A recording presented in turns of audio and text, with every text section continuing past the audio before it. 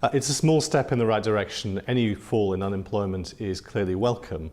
But I think we have to remember there are big challenges ahead in terms of turning the economy around, in terms of dealing with the deficit, and then in terms of creating an environment in which the private sector is creating sustainable long-term employment.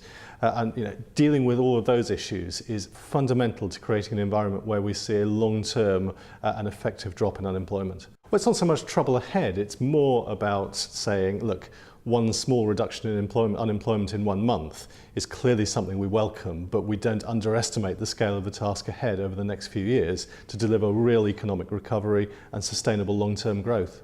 I think over the course of the Parliament, all of the independent forecasts I've seen have suggested a fall in unemployment. The economists generally who analyse these things are saying we will see a downward trend, even despite the pressures we face in the public sector. Well, it's a welcome drop in the unemployment figures for May and reflects a lot of the support that had been put in.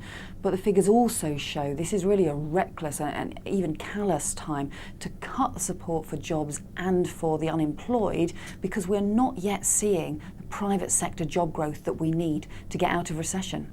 Well, I think it does reflect the extra support that the Labour government had put in to help the economy grow, but also to help the unemployed get back into work as fast as possible. But it is far too soon to cut all of that, and they're cutting 90,000 youth jobs at a time when youth unemployment is still too high, and at a time when we're not yet seeing serious private sector job growth across the economy, and that's what's the great risk here.